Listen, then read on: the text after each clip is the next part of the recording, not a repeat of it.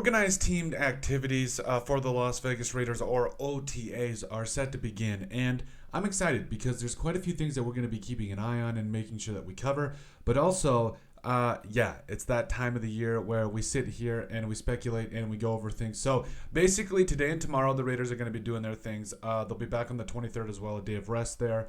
Then they will be back on May 28th and 29th, and then also it continues June 3rd through June 6th. And so that's kind of a general rundown of everything that's kind of going on and stuff. So, but there's 7 things that we're really going to watch out for, because I really feel like there is so much more going on with this team other than things like the quarterback competition, Christian Wilkins integration, and all that stuff. So, but there's a lot going on with the Raiders team right now. Excuse me. And it really, yes, it starts with number 1. It is the quarterback competition. Like, I understand that Aidan O'Connell's been given the reins. He's going to be the starting quarterback, but it is definitely going to be something to watch, because Gardner Minshew is going to push Aidan O'Connell, but as Antonio Pierce said in many press conferences, competition brings out the best in all of us. And I think that is exactly what we can expect from Pierce and the rest of this coaching staff, to really get the most out of every single player. And I love it. I absolutely love it. I think that's going to be kind of the Raiders' key to success here. So number 1 thing is the quarterback competition. Who runs where? How sharp does everybody look? And all of that stuff in Luke Getzey's offense, which we'll get into here in a second. Number 2.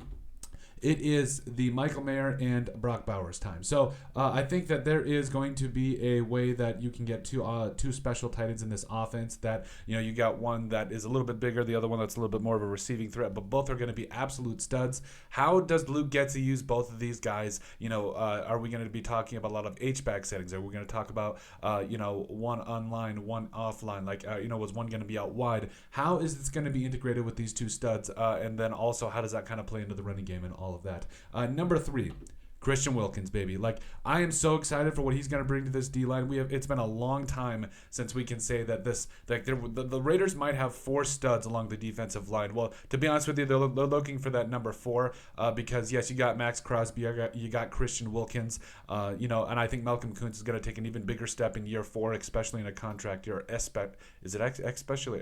Anyway, he's going to take a big time step in year 4, and then also Tyree Wilson. What's going to happen there? That is going to be that's going to be a really fun defensive line moving forward for the Raiders. Number 4, the offensive line, specifically the interior offensive line cohesion. I think that because Jackson Powers-Johnson played a little bit of left guard, I really want to see where they're going to put Dylan Parham, where is everybody going to be, and how is this all going to work together. Because, the tackles, I'm not really that worried about. You got Colton Miller at left tackle. He's a franchise guy. And then at right tackle, you've got, Thayer Munford or Dalton Wagner, or, I don't even think that, Delmar Glaze could be in there as well. So DJ Glaze, could be in there as well.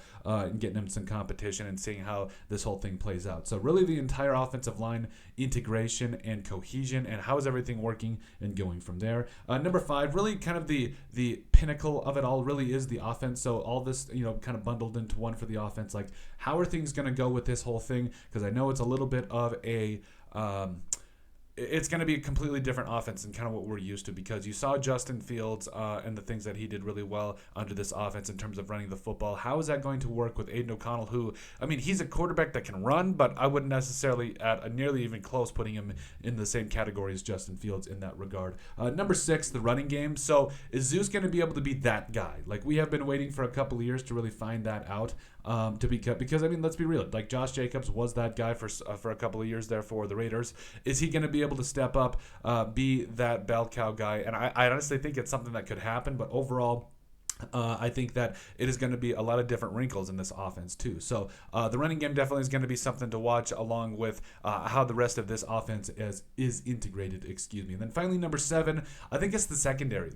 I understand that Jack Jones came in and played really, really well for this defense, so he's going to be a starter there. Yeah, you got Nate Hobbs in the secondary; he's that guy. But other than that, I really don't know who's going to play at that other starting corner spot. I think Cameron Richardson could be there. I think Faceson could be in the mix. Maybe even Jacorian Bennett. I don't really know who's going to step up at this point. So the secondary, I really want to see how Trey Taylor's integrated into the safeties and the corners, and to see where his role is going to be with the team. As far as the rest of it, Trayvon Morrig, I believe he's in a contract year as well. Marcus Epps. The entire secondary really to me is a big time question mark. Who's going to step up? Who's going to be that guy? And what are the Raiders going to do in that regard? But like I said, hey, OTAs start today. Finally, we're in a spot where we can look and see, really what this team is going to start taking shape with. Who is going to be some players that we need to watch and headlines we need to watch. But at the end of the day, let us know what you guys think. Make sure you guys like, comment, and subscribe down below. And let us know what you guys think about our 7 things to watch for in Raiders organized team activities.